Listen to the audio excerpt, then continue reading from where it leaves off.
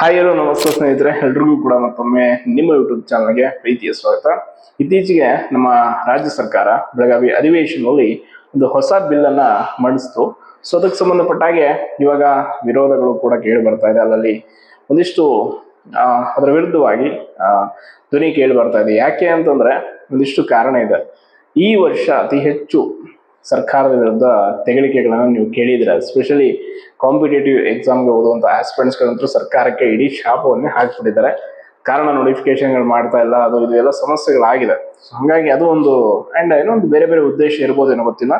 ಅದೇನು ಅಂತಂದ್ರೆ ಕರ್ನಾಟಕ ದ್ವೇಷ ಭಾಷಣ ಪ್ರತಿಬಂಧಕ ಕಾಯ್ದೆ 2025 ಅಂತೇಳಿ ಹೇಟ್ ಸ್ಪೀಚ್ ಬಿಲ್ ಇದು ಜಾರಿ ಮಾಡಿರುವಂಥದ್ದು ಡಿಸೆಂಬರ್ 9ರಂದು ಇದನ್ನ ಮೊದಲ ಬಾರಿಗೆ ಮಂಡನೆ ಮಾಡ್ತಾರೆ. ಸೊ ಯಾಕೆ ಇದನ್ನ ಜಾರಿ ತಂದಿರುವಂಥ ಉದ್ದೇಶ ಅಂತಂದ್ರೆ, ಮಾತಿನ ಮೂಲಕ ಆಗಿರ್ಬೋದು ಅಥವಾ ಬರಹ, ಚಿಹ್ನೆಗಳು ಅಥವಾ ದೃಶ್ಯ ರೂಪದ ಎಲೆಕ್ಟ್ರಾನಿಕ್ಸ್ ಸಂದೇಶಗಳ ಮೂಲಕ, ಯಾವುದಾದ್ರೂ ಮಾಧ್ಯಮಗಳ ಮೂಲಕ ಕೂಡ ಯಾವುದಾದ್ರೂ ವ್ಯಕ್ತಿ ಒಂದು ಸರ್ಕಾರನೋ, ಒಂದು ಸಮೂಹನೋ, ಯಾವುದೋ ಒಂದು ಧರ್ಮನೋ, ಜಾತಿ ಯಾವುದ್ರ ಬಗ್ಗೆ ಆಗಲಿ ವಿರುದ್ಧವಾಗಿ ಮಾತಾಡಿದ್ರೆ, ಅಂದ್ರೆ ಅವರಿಗೆ ಭಾವನೆಗಳಿಗೆ ಹರ್ಟ್ ಆಗೋ ರೀತಿ ಮಾತಾಡಿದ್ರೆ ಅಂಥವರಿಗೆ ಶಿಕ್ಷೆಯನ್ನ ಕೊಡಿಸುವಂಥದ್ದು ಇಲ್ಲಿ ಈ ಒಂದು ಬಿಲ್ಲಲ್ಲಿ ಇರುವಂಥ ವಿಶೇಷವಾದಂಥ ಒಂದು ಕೆಲವೊಂದಿಷ್ಟು ವಿಚಾರಗಳನ್ನು ಮೆನ್ಷನ್ ಮಾಡಿದ್ದಾರೆ. ಅಂದ್ರೆ ನೀವು ಯಾರ್ದೋ ಒಬ್ಬರು ಹಿತಾಸಕ್ತಿಗೆ ಧಕ್ಕೆ ಆಗೋ ರೀತಿ, ಅವರ ಮನೋಭಾವನೆಗಳಿಗೆ ಹರ್ಟ್ ಆಗೋ ರೀತಿ ನೀವು ಮಾತಾಡಿದ್ರಿ ಅಂತಂದ್ರೆ, ಯಾವುದೋ ಒಂದು ಮಾಧ್ಯಮಗಳ ಮೂಲಕ ಆಗಿರ್ಬೋದು, ಒಂದು ಬರಹದ ಮೂಲಕ, ಲೈಕ್ ಈಗ social media YouTube, Instagram, Facebook ಅಥವಾ ಟೆಲಿಗ್ರಾಮ್ಗಳಲ್ಲಿ ಎಲ್ಲ ಒಂದು ಬರಹಗಳನ್ನು ಬರೆದು ಹಾಕೋದು, ಅಥವಾ ಒಂದು ಸಂಘಟನೆ ಅಂತ ಈಗ ಮಾಡ್ಕೊಂಡ್ಮೇಲೆ ಆ ಸಂಘಟನೆ ಮುಖ್ಯಸ್ಥ ಅನಿಸ್ಕೊಂಡವನು ಒಂದು ಸರ್ಕಾರದ ಬಗ್ಗೆನೋ ಅಥವಾ ಕೆಲವು ವ್ಯಕ್ತಿಗಳ ಬಗ್ಗೆನೋ, ಇನ್ಯಾರೋ ಬಗ್ಗೆನೋ, ಧರ್ಮದ ಬಗ್ಗೆನೋ ಮಾತಾಡಿದ್ರೆ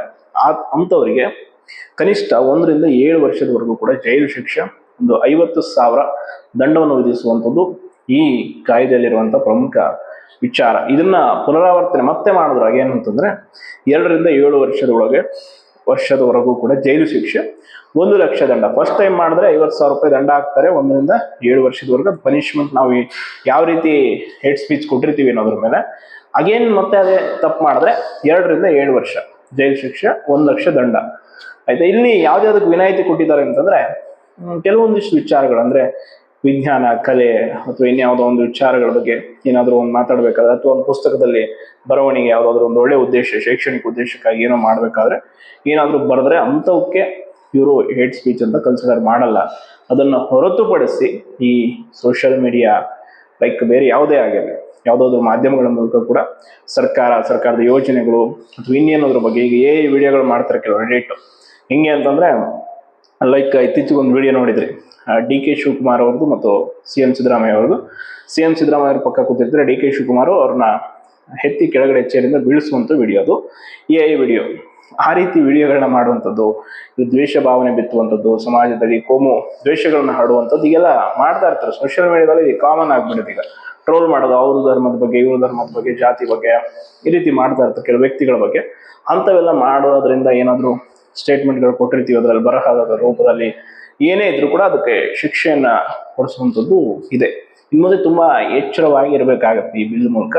ಬಟ್ ಈ ಬಿಲ್ಲು ಓಕೆ ಆಗತ್ತಾ, ಕಂಟಿನ್ಯೂ ಆಗುತ್ತಾ ಅನ್ನೋಂಥದ್ದು ಡೌಟ್. ಯಾಕಂದ್ರೆ ತುಂಬಾ ಪ್ರತಿರೋಧ ಕೇಳಿ ಬರ್ತದೆ. ಯಾಕೆ ಅಂತಂದ್ರೆ ವಾಕ್ ಸ್ವಾತಂತ್ರ್ಯಕ್ಕೆ ವಿರುದ್ಧವಾಗಿದೆ ಇದು ಅಂತ. ಅಂದ್ರೆ ನಮಗೆ ಸಂವಿಧಾನದಲ್ಲಿ ಒಂದು ವಾಕ್ ಸ್ವಾತಂತ್ರ್ಯ, ಅಭಿವ್ಯಕ್ತಿ ಸ್ವಾತಂತ್ರ್ಯ ಅಂತ ಕೊಟ್ಟಿದ್ದಾರೆ. ನಾವು ಯಾವುದೇ ವಿಚಾರಗಳ ಬಗ್ಗೆ ಮನಸ್ಸು ಬಿಚ್ಚಿ ನಮಗೆ ಏನ್ ಅನ್ಸುತ್ತೋ ಅದನ್ನು ಹೇಳುವಂಥದ್ದು ನಮಗೆ ಸಂವಿಧಾನದ 19ನೇ ವಿಧಿಯಲ್ಲಿ ನಮಗೆ ಅವಕಾಶ ಇದೆ ಆ ರೀತಿ. ಬಟ್ ಅದನ್ನ ಕಿತ್ತುಕೊಳ್ಳುತ್ತೆ ಈ ಒಂದು ದ್ವೇಷ ಭಾಷಣ ಪ್ರತಿಬಂಧಕ ಕಾಯ್ದೆ ಅನ್ನುವಂಥದ್ದು. ಈಗ ಹಲವಾರು ಜನ ಬೇರೆ ಬೇರೆ ಪಕ್ಷದವರ, ಬೇರೆ ಬೇರೆ ವ್ಯಕ್ತಿಗಳೆಲ್ಲ ವಿರೋಧ ಮಾಡ್ತಾ ಇರುವಂಥದ್ದು. ಬಟ್ ನಿಮ್ಗೇನು ಅನ್ಸುತ್ತೆ ಇದ್ರ ಬಗ್ಗೆ?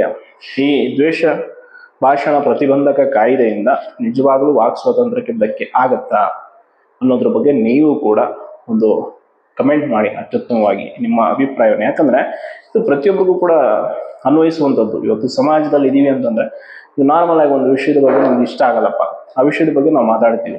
ಅದನ್ನ ನಾರ್ಮಲ್ ಆಗಿ 4 ಜನರ ಮುಂದೆ ಮಾತಾಡೋದು ಬೇರೆ, ಮಾಧ್ಯಮದ ಮೂಲಕನೋ, ಸೋಷಿಯಲ್ ಮೀಡಿಯಾ. ಇವತ್ತು ಆಲ್ಮೋಸ್ಟ್ ಸೋಷಿಯಲ್ ಮೀಡಿಯಾದಲ್ಲಿ ಎಲ್ಲರೂ ಕೂಡ ತಮ್ಮ ಅಭಿಪ್ರಾಯಗಳನ್ನು ಹಂಚಿಕೊಳ್ಳುವಂಥದ್ದು ಕಾಮನ್ ಆಗ್ಬಿಟ್ಟಿದೆ.